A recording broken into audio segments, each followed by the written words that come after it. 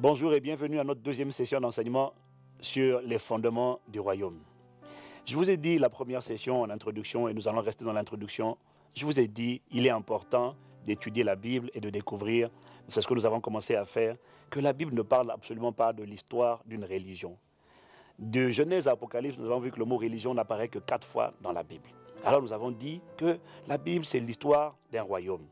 Parce que lorsque nous nous sommes appliqués à étudier, à lire les évangiles, puisque Dieu le Père nous a dit, on l'a vu la semaine dernière, on l'a lu dans Matthieu chapitre 17, à partir du verset 1 jusqu'au verset 5, on a vu que Dieu le Père a dit d'écouter Jésus-Christ, d'écouter Jésus. Dieu a fermé le chapitre, Dieu a fermé la page où il parlait à travers les prophètes et il a décidé d'ouvrir une nouvelle page où il parle directement par son Fils. Nous avons lu la semaine dernière Hébreux chapitre 1, verset 1 à 3 et Matthieu chapitre 17, verset 1 jusqu'au verset 5. Et donc, je vous ai dit, lorsque vous avez dit oui à Jésus-Christ, beaucoup de gens vont vous dire que vous êtes rentré dans une nouvelle religion. Certains disent, je suis devenu évangélique, je suis devenu protestant, je suis devenu catholique, je suis devenu luthérien, presbytérien. En fait, ça n'a rien de tout ça. Vous allez vous rendre compte, et c'est ce que nous allons nous employer à développer pendant toute cette série d'enseignements, c'est que vous n'êtes pas né dans une religion, vous n'êtes pas devenu une créature religieuse, vous êtes devenu citoyen d'un pays. Vous êtes né dans le royaume des cieux. Alors, ce que nous essayons de faire maintenant, en fait, ce que nous avons commencé la semaine dernière, ce que nous essayons de faire en introduction, c'est de vous expliquer d'abord, nous avons commencé à parler des 10 faits bibliques en ce qui concerne le royaume de Dieu. Parce que lorsqu'on lit les évangiles, je vous ai dit, on se rend compte que Jésus ne parlait que du royaume. Son seul message, c'était le royaume des cieux, le royaume de Dieu. En fait, il parle de la même chose. Il y a une toute petite nuance qu'on développera plus tard. Mais en réalité, il parle d'une même et unique chose, c'est la Bible, c'est l'histoire d'un royaume. Dans tout ce qu'il a dit, il n'a fait que parler du royaume. Alors, j'ai commencé à vous parler des 10 faits bibliques en ce qui concerne le royaume de Dieu. Je vous ai dit en premier point que le message du royaume de Dieu, c'est le message que Jésus a proclamé dès son entrée en fonction, dès son entrée sur la scène. On a lu dans Matthieu chapitre 4, verset 17, Matthieu chapitre 3, verset 2, Marc chapitre 1 au verset 15. Jésus dit, repentez-vous car le royaume des cieux est proche. Je vous ai dit littéralement, le royaume des cieux est proche. Ça veut dire le royaume des cieux est à portée de main. Il fait son entrée, regardez-le, il est en train d'être introduit. Le royaume est là. Le royaume, la version NIV, New International Version, dit, repent for the kingdom of God has arrived. Le royaume est là. Et on a dit donc, on est en train de développer 10 faits bibliques en ce qui concerne le royaume de Dieu. Et on a dit que le royaume, c'est le message que Jésus a proclamé dès son entrée en fonction. On sait tous qu'au cours d'un speech, d'un discours, on sait tous que les paroles d'introduction sont généralement des paroles importantes.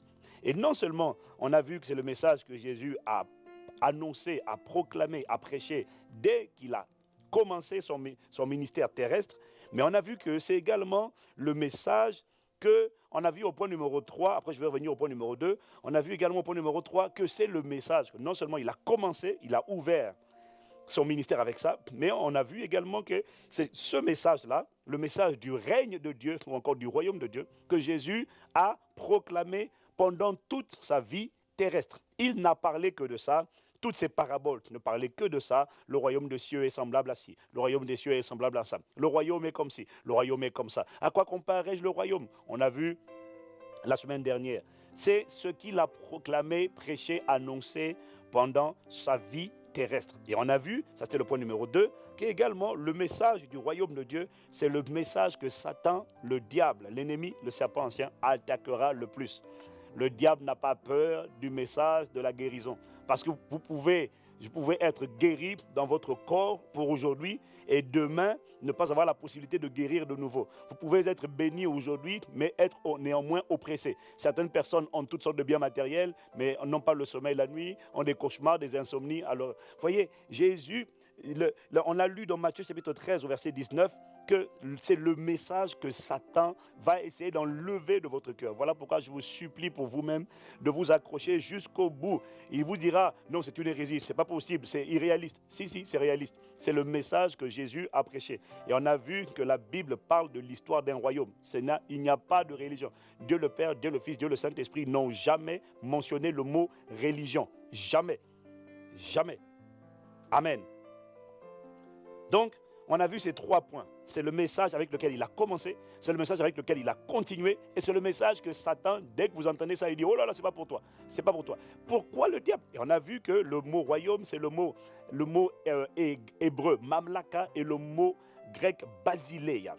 Voilà, on a dit que c'est ça, c'est de ça qu'il s'agit. Amen. Ok. Maintenant, ce qu'on va voir aujourd'hui, j'essaie de faire une synthèse de ce qu'on a vu la première session. Donc, cette deuxième session, nous allons continuer toujours sur les 10 faits bibliques en ce qui concerne le royaume de Dieu. Mon point, en vous donnant ces 10 points bibliques, c'est de vous emmener, de vous inviter, pendant que vous écoutez cet enseignement, à aller vous-même étudier la Bible. Faites comme les chrétiens de Béret. Allez vous-même étudier cette Bible, afin que si quelqu'un vous dit que le royaume de Dieu n'existe pas, que c'est quelque chose qui viendra plus tard, vous soyez capable de le faire asseoir et de lui dire faux. Je vais t'expliquer. Voilà pourquoi nous commençons cette série d'enseignements par 10 faits bibliques en ce qui concerne le royaume de Dieu. Maintenant, le 4e point sur lequel nous venons, le 4e point, c'est que le message du royaume, c'est le message que Jésus a demandé à ses disciples d'annoncer, de proclamer et d'enseigner. Amen. Matthieu chapitre 10, versets 6 à 7 et Matthieu 24, verset 14. Alors Matthieu 6, on va même lire Matthieu 10, verset 6 à 8, voilà ce qu'il dit. Il dit, allez plutôt vers les brebis perdues de la maison d'Israël. Allez prêcher et dites, 2 points, le royaume des cieux est proche, ou encore le royaume des cieux est arrivé. Il est à portée de main. Vous pouvez le vivre, vous pouvez l'expérimenter, vous pouvez vous l'approprier.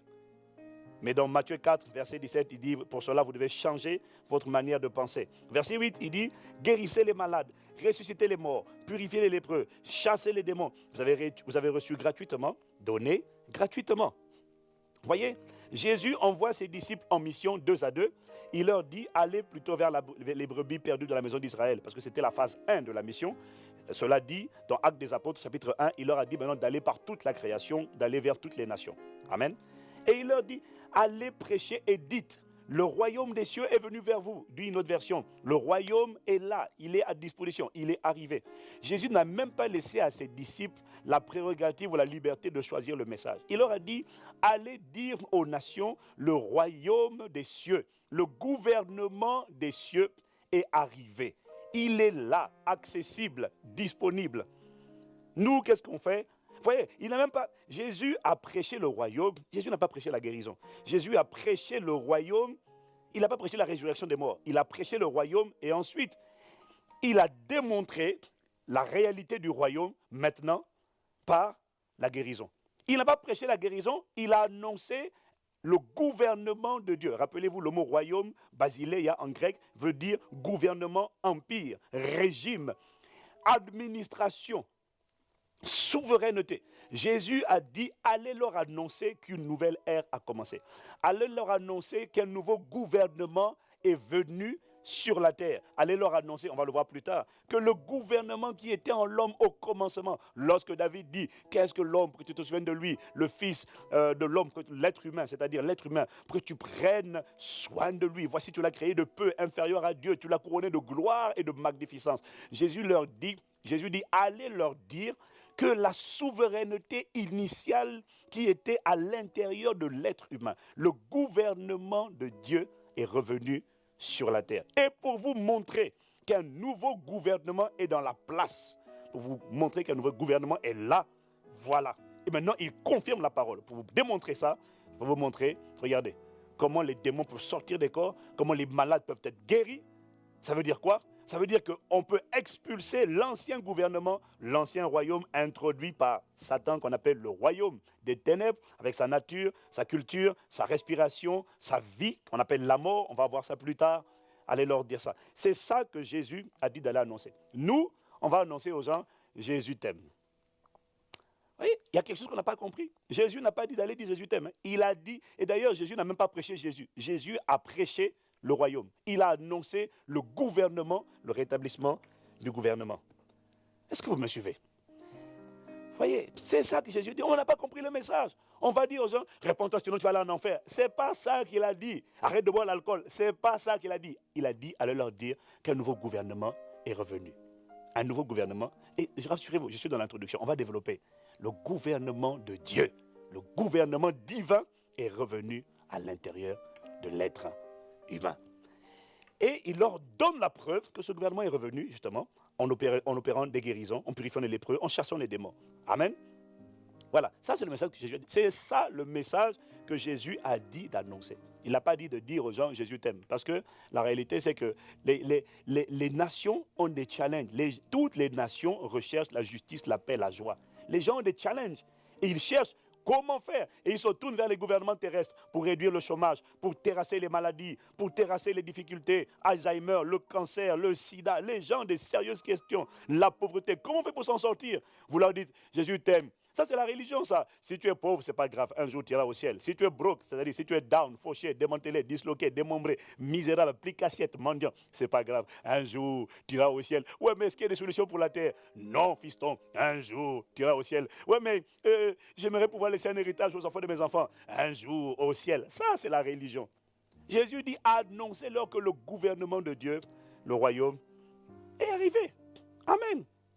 Et c'est ce message-là que les disciples sont allés annoncer. Ils ne sont pas allés annoncer une religion. Je vais vous dire, à l'époque, au temps de l'Empire romain, ce message était un message qui a causé beaucoup de problèmes aux croyants. Pourquoi? Plus de 60 millions de personnes ont été massacrées, ont été martyrisées sous les différents empereurs romains à cause de leur foi dans ce message que Jésus leur a dit d'annoncer. Il y a des femmes qui étaient enceintes, et on leur a dit, parjurez, renoncez à votre foi, renonce à ta foi, sinon on t'assassine, on te tue, on te transperce avec une épée, toi et ton enfant. Pourquoi ces gens-là? Et ils ont dit non. Plus de 60 millions sont morts sous les empereurs, les différents empereurs romains, à cause de leur foi, parce qu'ils ont osé annoncer. Pas une religion. Il y avait déjà plein de religions. Il y avait plein de religions païennes à Rome à l'époque. Il y avait le judaïsme chez les juifs, il y avait les pharisiens, les sadducéens, ça c'était rien que du côté des juifs. Il y avait plein de religions. Ils n'ont pas annoncé une religion. Pourquoi voulez-vous qu'on les mette à mort s'ils annoncent une religion? Bien sûr que non. Par contre, leur message, qu'est-ce qu'ils avaient fait de mauvais? Qu'est-ce qu'ils avaient fait de mauvais d'après les empereurs romains? C'est simple. Ils ont osé parler d'un royaume. C'est-à-dire, ils ont osé parler d'un gouvernement. Ils ont osé parler d'un gouvernement qui n'était pas de ce monde et qui allait venir sur la terre. Est-ce que vous me suivez? Eh bien oui. Ils ont osé parler d'un gouvernement. Vous imaginez un peu, il y a un gouvernement en place, qui est établi à Rome, et vous annoncez qu'un nouveau gouvernement va venir. Alors qu'est-ce qu'on va... Mais les renseignements généraux et les services secrets vont vous soupçonner de coup d'État. Donc vous voulez déstabiliser, vous voulez renverser le pouvoir actuel et prendre le pouvoir, puisqu'ils ont annoncé qu'un gouvernement, un royaume va venir. Jésus leur a dit, mon royaume n'est pas de ce monde. Et lorsqu'ils ont accusé Jésus, ils l'ont accusé en disant qu'il s'est déclaré roi, il s'est fait l'égal de César, il s'est fait le concurrent de l'empereur. Voyez? Donc ce n'était pas un message de religion, c'était un message de gouvernement. Ils ont annoncé qu'un gouvernement allait venir sur la terre. C'est ça qu'ils ont annoncé. Un gouvernement allait venir. Sauf que, la réalité, c'est que ce gouvernement qu'ils ont annoncé allait s'établir en deux phases. Une première phase à l'intérieur de l'homme et une deuxième phase où, c'est vrai, Christ va gouverner la terre au siècle des siècles. C'est ce qui va se passer. C'est ce qui se passera. Il gouvernera la terre et ils régneront au siècle des siècles. Ça s'accomplira. Mais ce gouvernement devait d'abord commencer à l'intérieur de l'être humain. Donc, en fait, il ne s'agissait pas d'un coup d'État. Mais je dis ces choses juste pour vous faire comprendre que les disciples n'ont pas annoncé une religion. Voilà pourquoi ils ont eu autant de problèmes et voilà pourquoi ceux qui les combattaient, les lépreux étaient heureux de les voir, les paralytiques étaient heureux, les malades étaient heureux de voir Jésus. Mais ceux qui avaient peur de Jésus, relisez la Bible, vous allez vous rendre compte que c'était ceux qui étaient les gouvernants. Tant Rome que les gouvernants à Jérusalem avaient peur de ce qu'il disait, parce qu'il annonce un royaume. C'est comme si vous êtes dans une république, comme ici aujourd'hui on est en France, et quelqu'un se lève en France, et puis il annonce qu'il va créer, il va emmener une nouvelle république. Vous imaginez un peu? On va dire quoi? Tu veux rentrer? On est dans la 5e République, quoi? On est dans la 5e République aujourd'hui en France, quoi? Vous voulez amener une nouvelle République? Et puis vous dites oui. Ah bon? Mais dis donc, ces gens veulent déstabiliser le pouvoir. Est-ce que vous comprenez? Ils veulent déstabiliser le pouvoir. Ce n'était pas un message religieux. Dites-moi Amen. Oh. Ok, ça c'était le 4e point. C'est ce que Jésus a dit aux disciples d'annoncer et d'enseigner. Juste à ce stade, je n'ai pas encore expliqué exactement. On n'est pas rentré dans les détails. On est juste en train de survoler et de faire. On est juste en train de faire une introduction. Amen. Le 5e point, c'est que le royaume, c'est le sujet pour lequel Jésus a dit de prier. Vous le trouvez dans Matthieu, chapitre 6, au verset 9 à 10. Jésus dit, lorsque vous priez, dites, notre Père qui es aux cieux. Voici comment vous devez prier. Voici comment. Il n'a pas dit, voici ce que vous devez prier. S'il avait dit, voici ce que, ça voudrait dire qu'il faut le répéter. Il a dit, voici comment, ça veut dire que c'est un modèle. Voici comment vous devez prier. Dites, quand vous priez, notre Père qui es aux cieux, que ton nom soit sanctifié, que ton règne, ou encore que ton royaume, grec basileia, ou encore que ton gouvernement vienne. Après, il dit que ta volonté soit faite sur la terre comme au ciel. Vous savez, dans la réalité, Jésus dit de prier pour le royaume. Jésus ne dit pas de prier pour autre chose. Il dit de prier pour le royaume. Ça veut dire prier pour que le gouvernement de Dieu soit établi, vienne sur la terre, dans votre environnement, dans votre corps. Priez pour ça. Vous avez besoin. La première chose qui caractérise un gouvernement, c'est l'ordre. Quand il y a un gouvernement, normalement, je dis bien normalement parce que là encore c'est un peu compliqué, je sais, mais normalement, la première chose que fait un gouvernement, c'est d'abord d'établir l'ordre.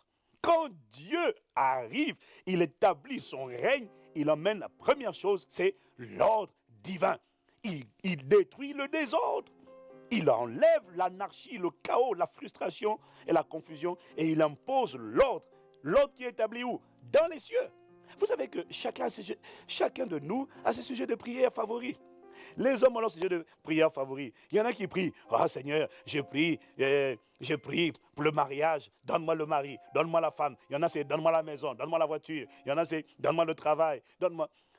Mais ça, ce sont vos sujets de prière. Jésus n'a pas dit de prier comme ça. Jésus a dit, quand vous priez, dites, notre Père qui es aux cieux, que ton nom soit sanctifié, que ton règne, que ton gouvernement vienne.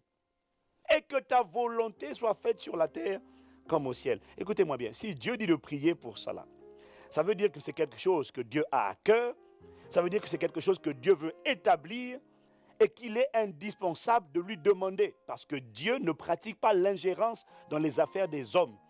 Dieu ne s'immisce pas dans les affaires de la terre sans qu'on l'y ait invité. Est-ce que vous me suivez? C'est ça qu'il faut comprendre. Dieu a délégué l'administration, le gouvernement de la terre à l'être humain, à Adam et à toute la race qui est sortie de lui. Dieu ne s'immisce pas dans les affaires des hommes sans qu'on l'y ait invité. Voilà pourquoi Jésus dit, invitez Dieu, invitez-le. Dites-lui, viens, que ton gouvernement vienne, arrive, introduis, immisce-toi dans les affaires des hommes. Fais ce que tu veux. Parce que si vous ne priez pas pour lui dire que ton règne vienne, Dieu ne vient pas. Alors j'entends quelqu'un me dire, ouais mais c'est bizarre, tu dis que Dieu ne peut pas s'immiscer dans les affaires des hommes sans avoir été invité. Pourtant la Bible dit que tout est possible à Dieu. Marc chapitre 10 verset 7. Ah oui, attention. Ça c'est ce que dit la version Louis II. Mais la version littérale, la version anglaise dit, for with God, all things are possible. Tout est possible avec Dieu. Le mot grec à Dieu là, le mot grec c'est para. Ça veut dire aux côtés de Dieu, avec lui. C'est pas tout est possible pour Dieu, non. En fait, Dieu est omnipotent, c'est vrai. Dieu est tout puissant, c'est vrai. Mais pour ce qui concerne la terre, Dieu s'est volontairement lié par sa parole. Il a donné, nous dit Psaume 115, versets 15 à 16, la Bible dit, Psaume 115, versets 15 à 16, « Soyez bénis par l'Éternel qui a fait les cieux et la terre. Les cieux sont les cieux de l'Éternel, mais il a donné la terre aux êtres humains. » C'est ce qui est écrit. Les cieux sont la propriété de Dieu, notre Père. Mais la terre, l'administration, la souveraineté, le gouvernement de la terre a été confié à l'espèce humaine. Dieu lui a délégué, il n'a pas donné la propriété de la terre, il a donné l'intendance et l'administration de la terre à l'espèce humaine. Voilà pourquoi, si l'espèce humaine, si l'être humain n'invite pas Dieu à intervenir, et encore faut-il qu'il le fasse selon le bon protocole. Si l'être humain n'invite pas Dieu à intervenir, Dieu n'intervient pas. Voyez, les gens disent, oui, mais si Dieu existe, pourquoi il a laissé faire? Si Dieu existe, pourquoi telle chose est arrivée? Si Dieu existe, mais la question n'est pas là. La question est, est-ce que vous l'avez invité à intervenir, à s'immiscer dans la situation? Parce qu'il faut inviter Dieu. Dieu ne vient pas systématiquement, ce n'est pas vrai. Ça, c'est la religion. Dieu ne vient pas systématiquement. Dieu doit être invité. Il doit être invité. Si Dieu dit de prier pour que son règne vienne sur la terre, ça veut dire que ce règne n'est pas établi sur la terre. Ça veut dire qu'il n'est pas établi de manière systématique. Parce que la première chose qui caractérise les cieux, c'est l'ordre, la beauté, l'harmonie et la perfection. Tout est beau, parfait. Mais la terre, regardez Genèse chapitre 1, l'Esprit de Dieu, au commencement Dieu créa les cieux et la terre devint, la version du second dit était, ou encore devint, informe et vide. Le mot hébreu c'est tohu bohu. C'est-à-dire, la terre a été plongée dans un état de désolation et de chaos. Et tous les érudits de la Bible vous disent que cela faisait suite à la tentative de coup d'État que Satan a orchestré et il a été précipité. Donc la terre s'est retrouvée dans la confusion, dans le désordre, dans l'anarchie. Lorsque Adam a désobéi, la terre s'est retrouvée dans la confusion la plus totale. Adam a laissé entrer sur terre le chaos. Excusez-moi, mais ça se voit que Dieu ne règne pas sur la terre de manière absolue, ça se voit. Les maladies, les accidents, les catastrophes, les tragédies, les calamités qui se produisent, assurément montrent que ce n'est pas Dieu qui régit, qui gouverne cette terre. Ce n'est pas vrai. C'est pas vrai. La Bible dit que le monde entier est sous la puissance du malin. Ça oui, ça se voit. On découvre chaque semaine 2 à 3 nouvelles maladies. Chaque semaine dans le monde, 2 à 3 nouvelles maladies. Les scientifiques eux-mêmes sont consternés. La science essaie de faire ce qu'elle peut, mais elle est désemparée. On ne comprend pas. C'est comme s'il y a une force invisible qui est en train de mener la terre vers la destruction. Jamais le niveau de méchanceté dans le cœur de l'homme n'a été aussi élevé qu'il est aujourd'hui. Jamais le niveau de violence, de haine, de guerre. Jamais on a entendu parler d'autant de conflits. Jamais. Même les sociétés dites civilisées, où on éduque bien les gens, c'est comme s'il y a une force, il y a une puissance invisible qui est en train de mener la terre vers la confusion la plus totale. Excusez-moi, mais c'est la preuve de ce que ce n'est pas Dieu qui gouverne cette terre. Par contre, il y a des choses qui le frustrent, parce qu'elle vous frustre aussi. Elle le frustre également, mais il dit invite-moi, mets-moi dans la situation que je vienne rétablir l'ordre divin. Dans la maladie, vous allez me dire quoi? La maladie, c'est Dieu qui invite un corps, c'est Dieu qui fait en sorte qu'un corps soit affecté, gangréné, rongé par un virus. Non, ce n'est pas Dieu. Non, un microbe qui défigure, ce n'est pas Dieu, c'est le chaos. Dieu dit, invite-moi. Jésus dit, quand tu pries, quand vous priez, dites que ton règne vienne. Ça veut dire que ton gouvernement vienne. Et quand Dieu emmène son gouvernement, la première chose qu'il emmène, c'est l'ordre divin. Il met l'ordre. Ce qu'il n'y a pas au ciel ne l'a pas été trouvé dans ma vie et dans votre vie. Quand vous dites que ton règne vienne, oh là là là, je vais déjà trop loin, mais je vais vous en parler plus tard. Quand vous dites que ton règne vienne, vous êtes en train de dire, ramène la nature, la culture, la beauté, la gloire de la mère patrie.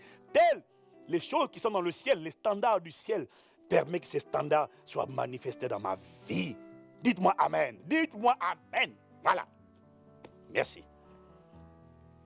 Alléluia. Donc, vous comprenez, Dieu a besoin de la coopération, de l'invitation de l'homme. Voilà pourquoi vous devez prier.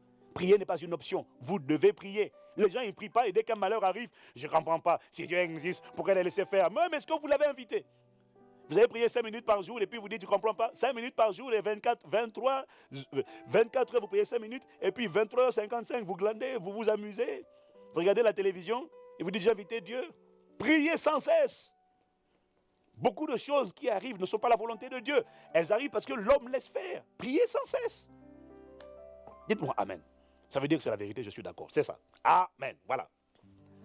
Voilà pourquoi il dit dans Ézéchiel chapitre 22, il dit, je cherche parmi eux un homme qui élève un mur, qui se tienne à la brèche devant moi en faveur du pays, afin que je ne le détruise pas. Mais je n'en trouve pas, je n'en trouve point.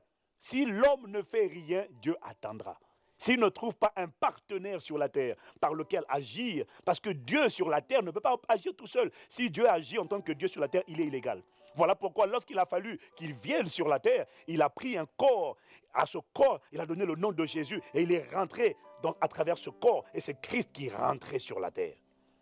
Dites-moi Amen. Hébreux chapitre 10, verset 5. C'est pourquoi Christ, entrant dans le monde, dit, tu n'as voulu ni sacrifice ni offrande, mais tu m'as formé un corps. Dieu sur la terre, si tout ce qui n'a pas de corps physique, sur la terre est illégal. Voilà pourquoi le jour où vous mourrez, où votre âme et votre esprit quittent le corps, vous devez quitter.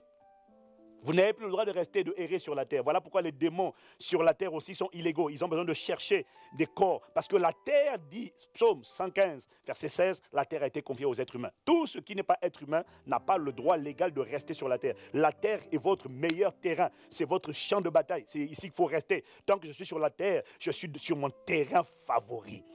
La terre appartient aux êtres humains. La terre n'appartient pas aux démons. Voilà pourquoi Satan cherche à entrer par des hommes pour polluer la terre. Et Dieu cherche à opérer par des hommes pour rétablir l'ordre divin. Dites-moi Amen. Voilà. Le sixième point, on a vu le cinquième point, le royaume. C'est ce pourquoi Jésus demande de prier. Sixième point, Jésus dit que le royaume, c'est ce qu'il faut rechercher ou encore poursuivre constamment. Matthieu 6, versets 31 à 33. Ne vous inquiétez donc point et ne dites pas que mangerons-nous, que boirons-nous, de quoi serons-nous vêtus, car toutes ces choses, ce sont les païens qui les recherchent. Votre Père céleste sait que vous en avez besoin. Verset 33. Cherchez d'abord le royaume des cieux et sa justice. Ok, Dieu regarde au cœur. C'est pas la peine de dire il chante mal. Dieu regarde au cœur. Et toutes ces choses vous sont données par-dessus tout. Allez, alléluia. Oh. Mais les gens, ils chantent ça, mais ils ne comprennent même pas. Ils chantent ça, mais ils ne savent pas ce qu'ils sont en train de chanter. Jésus dit, écoutez, ne vous inquiétez pas. Ces choses-là, voiture, maison, tout ça là, il dit, ne vous inquiétez pas de ces choses. Ne vous inquiétez pas de quoi vous serez vêtus, de quoi vous allez. C'est pas ça. Laissez tomber. Il dit, cherchez premièrement le royaume et la justice de Dieu. Et tout, mais écoutez, mais il y a des choses qu'on lit, nous lisons, on ne comprend pas. Si Jésus dit, écoutez-moi, si Jésus dit, prie pour ça, mon fils, prie pour ça. Ça c'est un. Deuxièmement, il dit, cherche ça.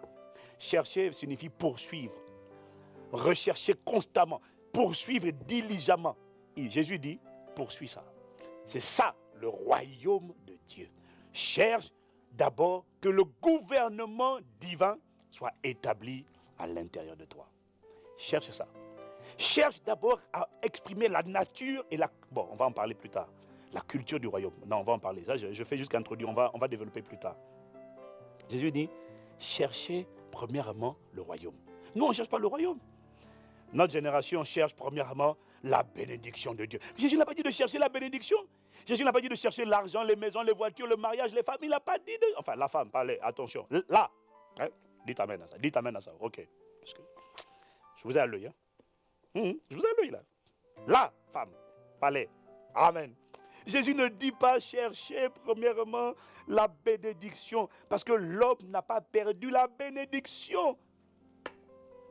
Nous, on cherche la bénédiction. Je vais être béni. Je vais être béni. Non. Il dit chercher. Même nos prières. Seigneur, bénis papa, bénis maman, bénis-moi, bénis-moi. Mais tu peux être béni. Est-ce que vous savez qu'on peut être béni mais être oppressé? Oh. Jésus dit, cherchez le royaume. On peut avoir la bénédiction, on peut avoir une grande maison, on peut avoir une grande voiture, on peut avoir tout ça, et puis être gangréné par une maladie, oppressé par la dépression. Oui, oui ou non? Les gens il y en a, ils ont tout matériellement, mais ils ne prospèrent pas dans leur âme, ils se shootent à la cocaïne, ils sont alcooliques, c'est ça. Pourtant, comme vous voyez, il a tout. Femme, enfant, voiture. Il a les biens de ce monde. On ne cherche pas la bénédiction. Et d'ailleurs, ce n'est même pas ça la bénédiction. Bénédiction, bénédire, dire du bien. La bénédiction, c'est lorsque Dieu a dit du bien sur vous. Ce n'est pas avoir des voitures, des maisons. Ce n'est même pas ça. Bon, laissez tomber. On ne va pas développer ça ici. Ce n'est pas l'objet. Ok, quel est mon point? Jésus n'a pas dit de chercher la bénédiction de Dieu. Beaucoup de prédicateurs vous disent, ouais, tu cherches la bénédiction. Non, Jésus a dit chercher le gouvernement de Dieu à l'intérieur de vous. Je vais vous expliquer ce que ça produit plus tard. Pour l'instant, je suis en train uniquement d'introduire. Est-ce que vous savez donc, je vous disais, vous lisez Genèse chapitre 9, au verset 1 à 2, vous allez vous rendre compte que Dieu a béni Noé et ses fils. Comparez Genèse 9, verset 1 à 2, avec Genèse 1, verset 28. Vous allez vous rendre compte d'une chose.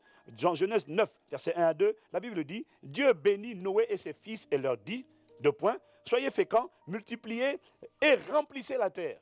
Regardez, Noé n'a-t-il pas été béni avec ses fils? Oui, amen. Et Dieu leur dit, vous serez un sujet d'effroi, au verset 2, vous serez un sujet de crainte et d'effroi pour tout animal de la terre, pour tout oiseau du ciel, pour tout ce qui se meut sur la terre et pour tous les poissons de la mer. Ils sont livrés entre vos mains. Mais regardez une chose au verset 1 de Genèse chapitre 9. Dieu bénit Noé et ses fils. Dans Genèse 1, verset 28, la Bible dit, Dieu bénit Adam. Et il leur dit, Dieu les bénit et leur dit, soyez féconds, multipliez-vous, remplissez la terre, assujettissez et dominez. Ça, c'était dans Genèse 1, verset 28. Mais lorsque Adam et Ève ont péché, regardez maintenant dans Genèse 9, au verset 1 à 2, Dieu les bénit. Donc, ils étaient bénis. On peut avoir la bénédiction. Mais ils ont perdu deux choses.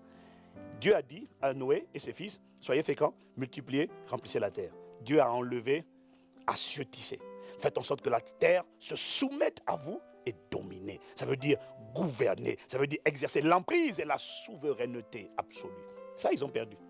Vous comprenez? Donc, on peut être béni et ne pas avoir le règne. On peut être béni et ne pas avoir le royaume. Le royaume comprend la bénédiction, mais la bénédiction, ce n'est pas le royaume. Le royaume est beaucoup plus grand que ça. Quand vous opérez dans la dimension du royaume, laissez-moi vous dire une chose. Lorsque vous opérez dans la dimension du royaume, vous allez opérer selon les lois du royaume, selon les normes du royaume, selon les valeurs du royaume. Et lorsque vous opérez selon les lois du royaume, lorsque vous utilisez les clés du royaume, parce que Jésus a parlé des clés, c'est des choses qu'on développera plus tard. Jésus a parlé des clés du royaume. Je te donnerai les clés, je vous donnerai les clés du royaume. Lorsque vous opérez avec les clés vous donnent accès. Les clés vous donnent le pouvoir. Les clés vous donnent l'autorisation d'aller et de venir. Lorsque vous opérez avec les clés du royaume, oh mon ami, ça devient, là vous opérez dans la dimension. Non, lorsque vous opérez dans la dimension du royaume, avec les clés du royaume, vous ne dépendez plus des circonstances dans la vie. Vous n'attendez plus que les choses se passent. Vous faites en sorte que les choses se passent alors que vous utilisez les lois du royaume. Par exemple, quand vous voulez récolter quelque chose, vous le semez. Vous ne maîtrisez pas quand ça va récolter, mais vous savez que ça va récolter. Il y a des lois, il y a des clés. Les clés, ce sont les lois, les principes qui font fonctionner le royaume. Quand vous opérez à cette dimension-là, c'est fini. Vous savez ce qui va se passer. Ce que vous ne savez pas, c'est le quand. Parce qu'après la semence ne vient pas la moisson, après la semence vient l'attente. Il y a un temps, il y a un facteur temps qui rentre en ligne de compte. Vous voyez? Donc, on peut être béni, mais ne pas avoir le royaume. Manifester le royaume, on va vous expliquer plus tard. C'est revenir à la souveraineté de Dieu. C'est avoir la capacité de contrôler les circonstances. Manifester le royaume, c'est avoir la capacité de pouvoir parler aux démons, pouvoir parler aux microbes, parler aux virus, parler aux bactéries, parler aux parasites. C'est la capacité d'opérer dans le surnaturel et d'amener l'ordre divin, afin que ce qui est dans le ciel soit trouvé dans votre vie, dans votre histoire. Ce qui n'est pas dans le ciel ne soit pas trouvé dans votre histoire. C'est beaucoup plus que la bénédiction. Jésus dit, cherchez d'abord, ne vous inquiétez pas, cherchez à comprendre comment fonctionne le royaume de Dieu et opérez dedans. Et vous allez voir, tout le reste vous sera donné. Je vous assure, c'est une réalité. On en parlera la prochaine fois. Je vais m'arrêter là pour aujourd'hui. Seigneur, on va incliner la tête et prier. Seigneur, merci pour ce temps. Merci pour cette deuxième session. Merci pour cet enseignement. Accorde-nous la grâce de comprendre que la Bible ne parle pas de l'histoire d'une religion. Accorde-nous la grâce de réaliser qu'en recevant Christ dans notre vie, nous ne sommes pas devenus des religieux. Nous ne sommes pas devenus des créatures religieuses, mais nous sommes devenus des citoyens d'un pays qu'on appelle le royaume des cieux. Accorde-nous la grâce d'assimiler ces 10 faits essentiels qui concernent le royaume. Accorde-nous la grâce de réaliser que c'est le message que Jésus a prêché, qu'il a annoncé et qu'il a démontré. Il a démontré la supériorité du gouvernement divin sur tous les gouvernements de ce monde parce qu'il a terrassé des problèmes que les gouvernements de ce monde ne pouvaient pas terrasser. La lèpre, la mort, les maladies, la pauvreté. Tous les gouvernements de ce monde sont confrontés à la pauvreté. Ils ne savent pas comment s'en sortir. Et lorsque Dieu établit son gouvernement, il vient d'abord dans la pensée, dans la mentalité et il change votre système de pensée. Ah, Seigneur, accorde-nous la grâce d'aller en profondeur, lors des sessions suivantes, Père, nous te supplions. Nous n'en sommes qu'à l'introduction, mais nous te supplions. Crée en nous cette compréhension, cette révolution mentale. Accorde-nous la grâce d'expérimenter nous aussi la véritable repentance, c'est-à-dire le renouvellement du système de pensée, afin que nous aussi, nous puissions expérimenter et prendre possession et vivre le royaume de Dieu sur la terre. Oui, que ton règne vienne et que ta volonté soit faite sur la terre comme au ciel. Merci Père de ce que tu nous amènes en profondeur, session après session, au nom de Jésus. Amen. Merci pour votre attention et on se retrouve à la session 3. D'ici là, que Dieu vous bénisse. Amen.